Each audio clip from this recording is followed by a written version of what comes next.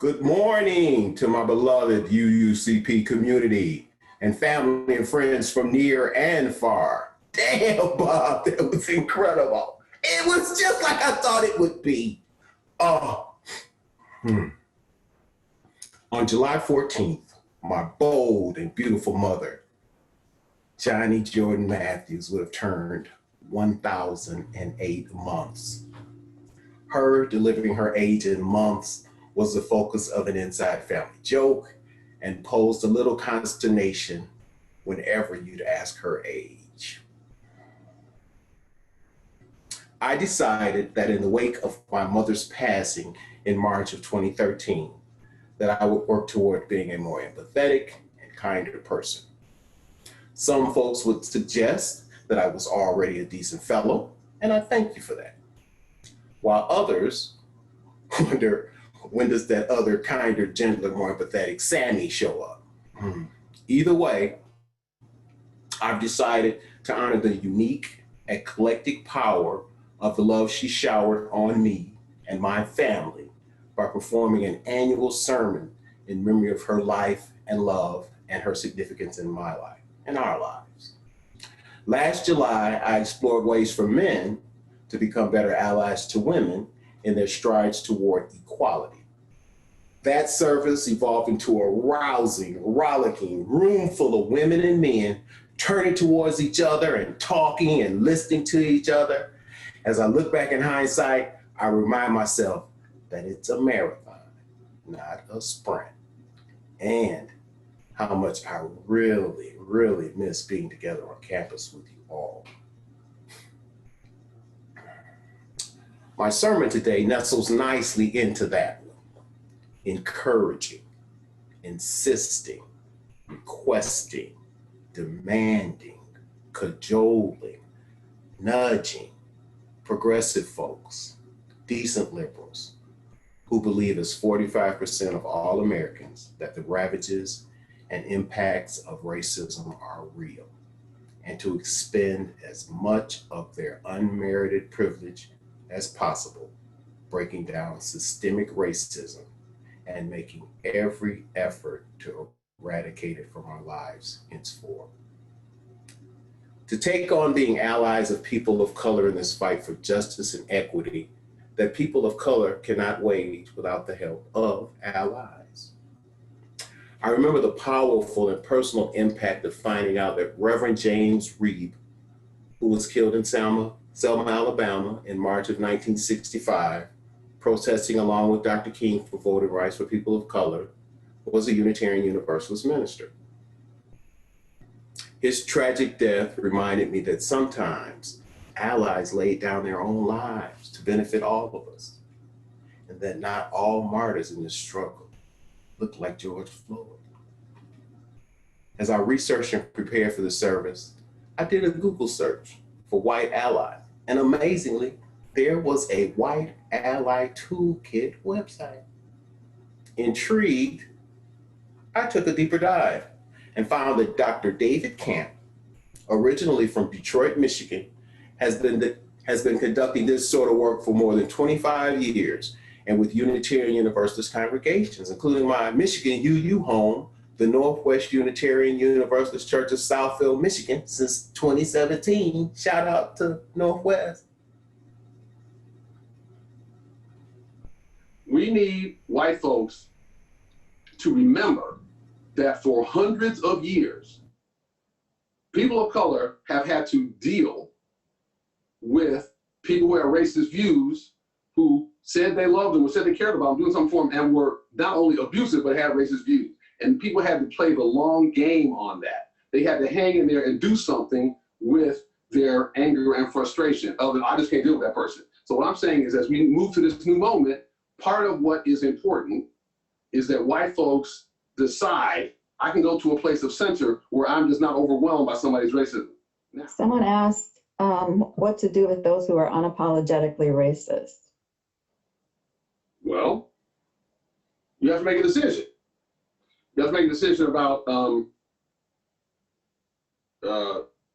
how much does this person mean to you, right? Now, let me just say from the outset, I don't believe that people in the ally community should throw their time at any fool, at every racist fool. I don't believe that. However, I think that the common mistake is I can't engage that person. I think that as a general matter, y'all are way too willing to dismiss people. In another talk, I could talk about a cultural weakness of white progressives, of white people generally, which is to throw each other away. I find it outrageous the way that white folks are willing to say things to me. People say this to me. I'm not gonna talk to my cousin until Trump's out of office. Which I just find what is wrong with you? I think that there's a cultural pathology among white Americans where there's a pathology that people of color don't have as much, because people of color know that family is important and the relationships are important. And you can't just throw people away because they don't have the same views. Now, so I will say that. So I'm saying that the common mistake is for people to decide, oh, I can't deal with that person. I also would argue it's a privilege move, like to decide that their racism is just too irritating to deal with. That's a privilege move. We need white folks to remember that for hundreds of years, people of color have had to deal with people who have racist views, who said they loved them, or said they cared about them, doing something for them, and were not only abusive, but had racist views. And people had to play the long game on that. They had to hang in there and do something with their anger and frustration. Other than, I just can't deal with that person. So what I'm saying is, as we move to this new moment, part of what is important is that white folks decide, I can go to a place of center where I'm just not overwhelmed by somebody's racism. Now, having said all of that, I am not saying that every racist idiot is somebody to spend all your energy on. Dr. Eddie Moore of the White Privilege Conference, he says there are some pancakes that cannot be flipped. We all know that from making pancakes, right? So the point I'm making is that the tendency is to abandon the effort too quickly, but that doesn't mean that you should never abandon the effort. So yeah, there are people on policy racist, but if you have a relationship of trust with them, if you have seen that they sometimes are capable of empathy, if you have seen that they sometimes are capable of change, sometimes, then you need to make a decision about trying to work with that. The truth is, it's a move of spiritual growth for you to make the attempt to try to find a place within you that's centered, that you can manifest curiosity and get them talking about themselves, and to connect with them. I'm giving you the race method: reflect, ask, connect, and then tell a story to try to invite them to see racism in society by inviting them to see it within you. So yeah, there are going to be people that's not going to work with, but as a general matter, people are abandoning way too quickly. So, but there are people that after you try hard enough, you should let go of the attempt, but the tendency is to let go way too quickly.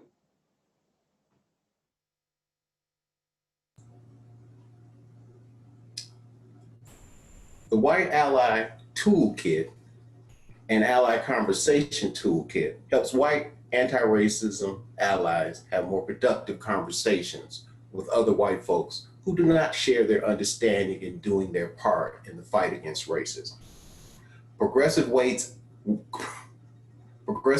are empowered and equipped through the race method, a unique and effective approach designed from the best practices of nonviolent communication, listening, storytelling, and compassion with the neuroscience of persuasion. RACE stands for reflect, ask, connect, expand. Using the RACE method, white anti-racism allies can become more persuasive in conversations with racism skeptics, people who are skeptical that racism against people of color is a real problem and can hopefully, compassionately, and positively influence them. This November, we face an election that will pit Vice President Joe Biden, a decent, future-focused politician, against President Trump, who appears to be committed to dividing our nation into as many factions as he possibly can.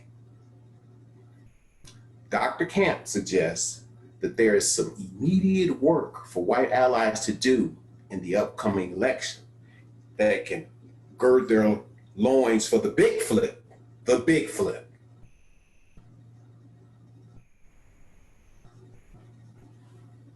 Trump's game he plays the contempt game. He plays the division game. He tells them that what y'all do is look down on his supporters. You think they're deplorable. You think they're evil. And so what we need, what the black folks who gave us Joe Biden the easiest way to pull across the line, what we need y'all to do is to call upon the compassion in the coalition and bring that to the people who you know when you're talking to them.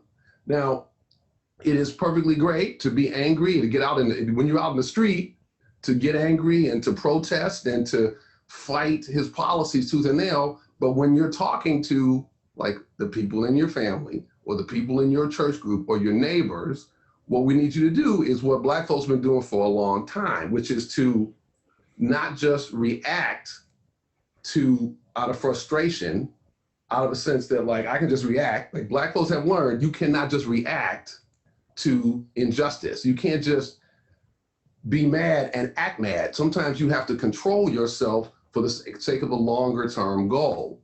What is the talk about when black parents talk to their children about how to negotiate with the police? That is all about, even in the face of injustice, you need to remember you got a longer term goal. And so part of what I think is a wisdom of black community that we've had to generate over a period of centuries, which has to do with a certain level of self-control and detachment and focus on the ultimate goal. We need white folks to develop that, and quickly, because this election is happening. And essentially, we handed y'all the easy person.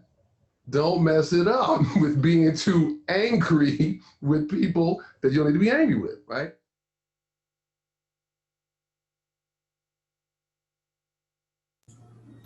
Although some people believe Vice President Biden to be a less than ideal candidate, however, I hope and pray that he's the right white man for our time and that the impact of apathy and dismissal is circumvented. If George Floyd's murder got you up and out into the streets, do not let your fervor die down until we at least wrestle the wheel of civility and power out of the hands of President Trump. I've been in correspondence with Dr. Camp, and I will be lobbying our board to contact him on behalf of our congregation to help us if we need any help, to get to the next plateau, which appears to be flipping the belief that racism is real from 45% of the population to 55% of the population by 2025. It's a marathon, not a sprint. Stay hydrated, stretch, remember to breathe, and condition yourself for the long run.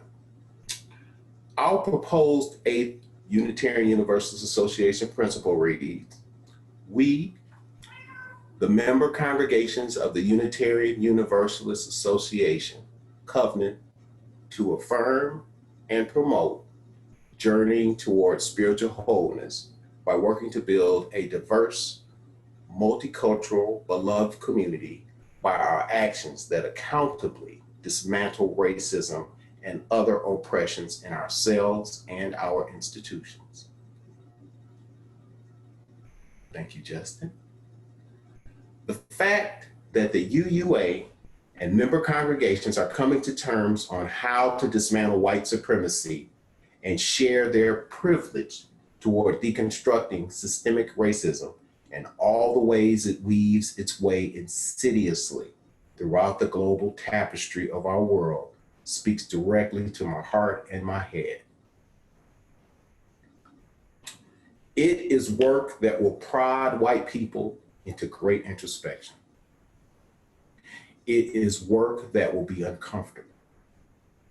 It is work that will place them in the unenviable position of exhibiting courage, sharing compassion, and revealing to friends and family that their opinions and viewpoints may differ significantly and share why as they actively listen to opinions and ideas that they are in disagreement with. This would be a welcome time to widen your circle of friends deliberately to include more people of color. That way, you can have mirrors, possible sounding boards, or subject matter experts that you can go to and ask, does this comment or thought seem racist? Or even to express to a new friend how difficult this work can be, your own version of an amen corner. The relationships that we form and the love that we share ultimately is where the real change will occur, personally and inspirationally first. Understand that many people of color will not be able to or want to comfort you in this work, and that they should not be expected to. However, friendship is at its best and worst a reciprocal relationship. People of color have historically been expressing our grievances over and over again and again, and have been met with gaslighting, outrage, retribution, tears, and occasional fits and starts of progress amid refrains about the significance of bootstraps and bullshit of that ilk. However, I will share with you that if you and I are friends, that I will unabashedly come to your aid, because that is what friends do. Hold your head up, hold your heads up, be proud, anxious, somewhat off balance, as you humbly take on this marathon.